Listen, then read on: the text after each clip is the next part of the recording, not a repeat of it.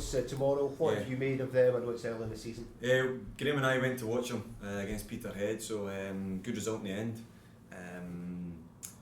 Played well actually, played well. They've got two of our boys there, Faisal and Vinny, but they both didn't feature. But I know a lot about Dunfermline from my time there. There's one or two in particular that I know really well. Ryan Williamson being one of them, who was a great kid and showed loads of promise and showed with his assist the other night there that he could be a threat. So I'm expecting a tough game come Sunday, and I'm really looking forward to it because Dunfermline have got a wee bit of a special place in my football career, having spent a bit of time there. And I take it the two can't play against you? No, they can't, no. So you can't.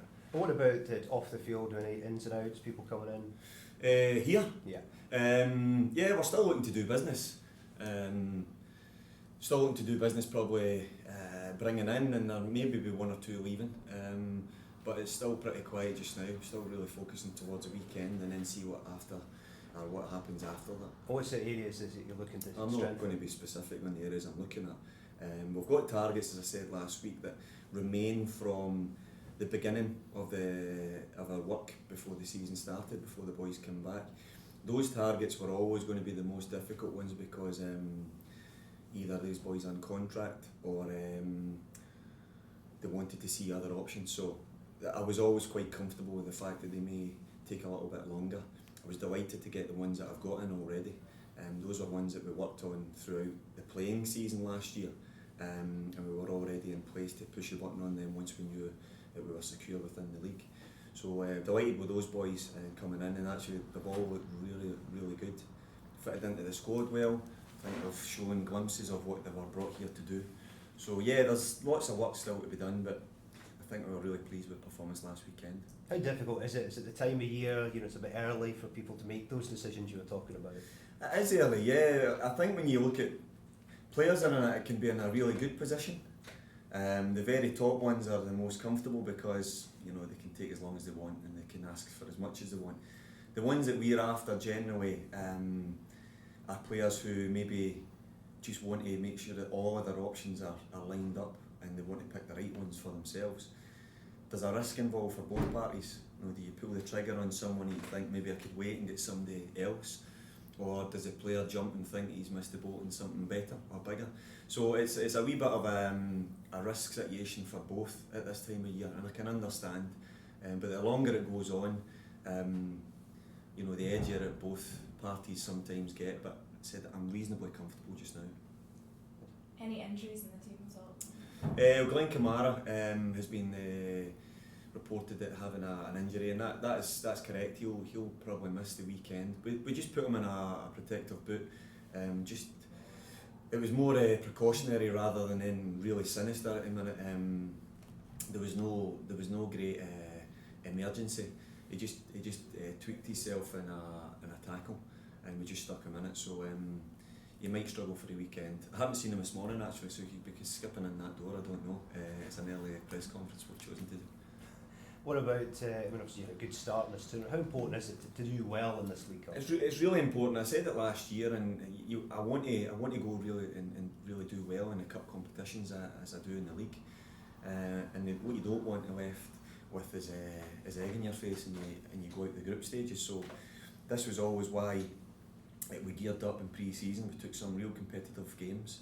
And I said to you, the results are not too important in those friendlies. I think the competitive edge and the fitness is the most important thing, and we certainly got that and more.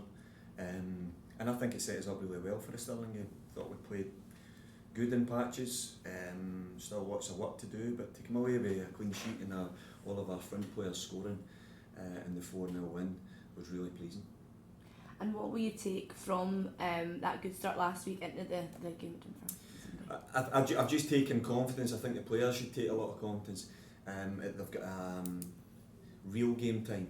I said there, it's definitely real now. Our season started last weekend, and I think that's the edge that the guys need.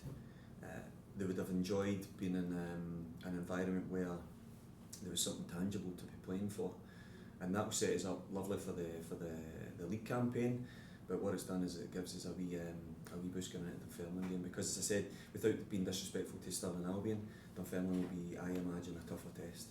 I was going to ask that because last week you said it's the league. It's it's still something Yeah, to take very seriously. Yeah, So what Alan has done a very good job at Dunfermline, and his recruitment, to what I can see there, has been good again. He's lost a few players, like ourselves, but it looks like he's recruited well. 1 or 2 boys that I was impressed with the other night there, so it's going to be a tough game.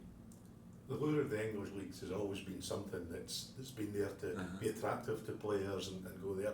Does yesterday's news that the 5th tier of English football are now able to compete wages-wise with the SPFL top league? Well, I think Salford, I take it you're getting that way, Rooney. I think Salford are backed by some wealthy men, and they've clearly got a real rush about them to accelerate through the division, so maybe they're just throwing money at it to get good players in. It is a shame that we're losing our best players, and it's not. I think it's down to the player rather than a disrespect to the divisions. I think if they want to go and chase bigger finances, that's up to them. Maybe Adam sees it as an opportunity at his age, that he's still got a bit of longevity within his career, that if he goes there, does well, and he go into an ambitious team that's going to accelerate through the divisions, that he can go with them. So it's not just maybe all about money. He's maybe just looked at that and thought, I'm taking it. He maybe wouldn't have chosen any other club. So I think that's probably a compliment to Salford. But yeah, we want to be an attractive league. I think boys actually down south can maybe look at Scotland and think it's a sideward step. But very soon when boys come up to Scotland, I think they can see the strength of our division. I've had a number of conversations with Premier League sides in England, and the boys that I've spoken to there, in terms of loan deals and things, actually view it as a fantastic environment for their younger boys who are just on the fringes of first team football to come to, because it's competitive, there's a real honesty about it, there's a speed of the game, and it's definitely improving.